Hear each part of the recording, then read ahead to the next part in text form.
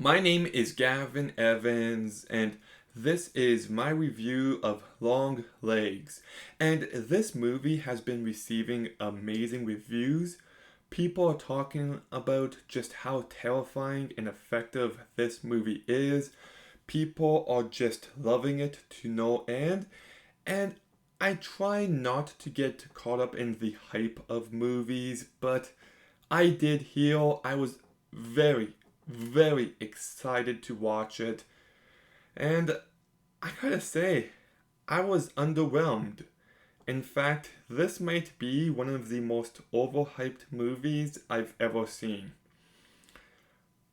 Yes, it's directed by Osgood Perkins, who I don't really like as a director. I do think his movies can be beautifully shot, they can have atmosphere, but they're just lacking in substance and entertainment value, and I'm often bored during his movies. And this one is for the most part the same. They'll well, to be honest, even the craft of this movie didn't really impress me. Like, the cinematography is fine, sometimes it's great, but I wasn't all too impressed by it.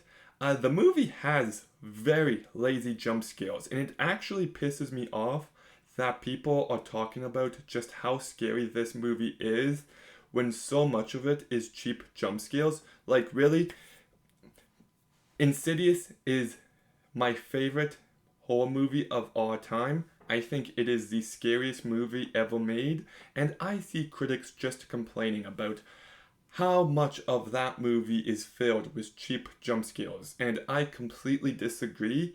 But then those same critics praise this movie and call this movie scary. Yeah, fuck that. That is just nonsense. The jump scares here don't rely on atmosphere or tension. They're just so sudden and just loud noises, and it got old really fast. I don't think this movie is effective in everything it's trying to explore. Like, by the end of this movie, I could see what it was going for, but it's just executed in such a lacking manner. Like, this story has good ideas, and I actually love some of the ideas introduced in the last act, but the movie just goes about it in the wrong way. And like, when this movie ended, I was just like, really? That's it? The entire movie is just unsatisfying. Um, the performances didn't really do too much for me either for the most part. Mae Kim Woo, I'm actually a big fan of. She gave one of my favorite performances last year in God is a Bullet. She's fantastic in that movie. I also love her in Villains. She is so unbelievably good there. She's great in It Follows. But I wasn't too impressed with her performance here. She's not given the best material and she can't elevate it. I thought it was actually rather bland. Blair Underwood didn't really add too much to this movie for me. Alicia Witt didn't really add all too much for me.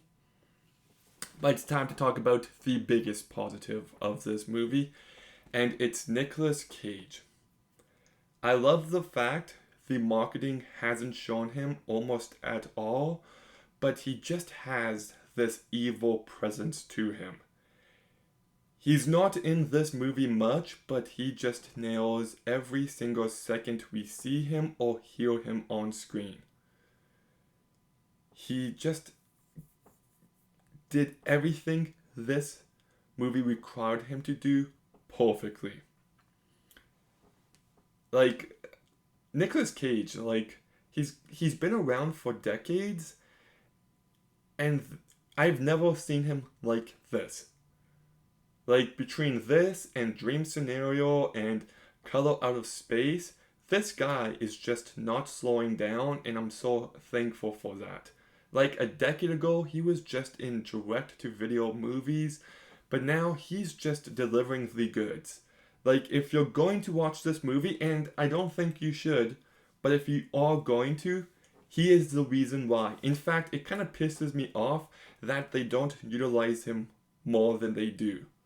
Like, by the end of the movie, I kind of felt like his character was inconsequential.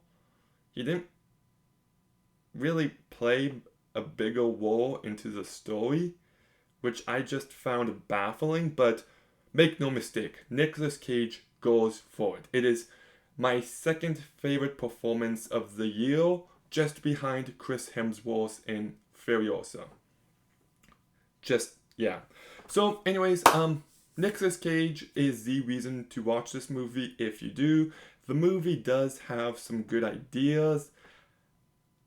Like, I saw some potential at the end, but it's just executed in a very lacking manner. I thought the movie was bland, it's not thematically interesting. The characters didn't really do much for me. There's actually one key aspect of the main character that I won't give away, but it doesn't come into play nearly as much as you think it would.